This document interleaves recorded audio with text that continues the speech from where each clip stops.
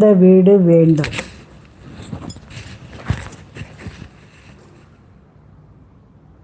ரமண மகரிஷி ஆசிரமம் போயிடுறாங்க. பவிக்குட்டி சொந்த வீடு வர்றதுக்கு நீங்கள் முருகருக்கு 3 நெய் தீபம் செவ்வாய்க்கிழமை தோறும் போடுங்க.